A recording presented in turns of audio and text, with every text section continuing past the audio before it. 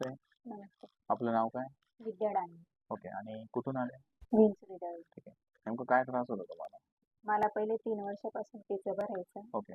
आणि आता 6 महिन्यापासून जास्तच त्रास झाला. तेव्हापासून पिझ्झा भरलं पण काय कसा त्रास व्हायचा नाही? म्हणजे वागताच येत नव्हतं मला. हं. शेती कामामुळे सगळं करायलाच लागायचं. ओके. आणि याच्या आधी किती डॉक्टरांना दाखवलं होतं? आता तुमच्याकडे सेकंड टाइम. ओके. मग आधीच्या काय ट्रीटमेंट घेतली गोळ्या औषधं?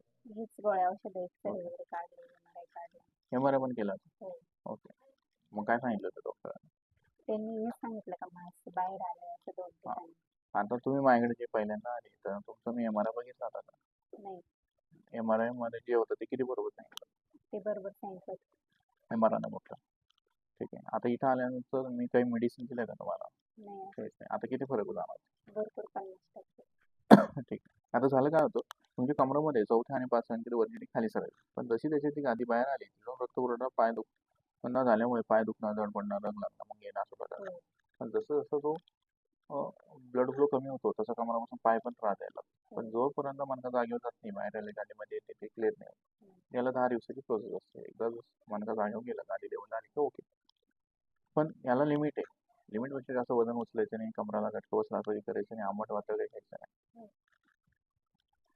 या गोष्टी जर लक्षात ठेवल्या मरेपर्यंत त्रास होत नाही, ही माझी गॅरंटी. पण नियमात नाही राहिले, नियम जर तोडला परत त्रास लवकरच सुरू होतो. या गोष्टी कायम लक्षात ठेवायच्या. ह्या सगळ्या गोष्टी आम्ही चॅनल लक्ष ठेवून बघून घ्यायच्या. ठीक आहे.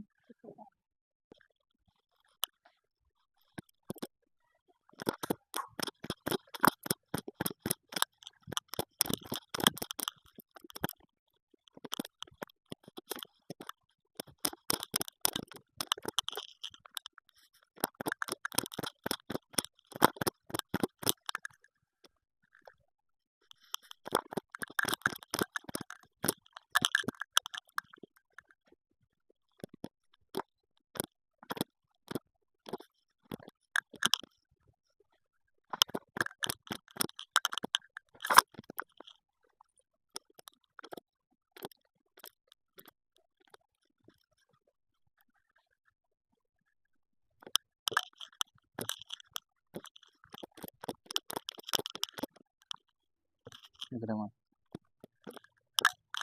त्रास झोपा माझ्याकडे कशा झोपायचं त्रास रिलॅक्स पायकडे डोकं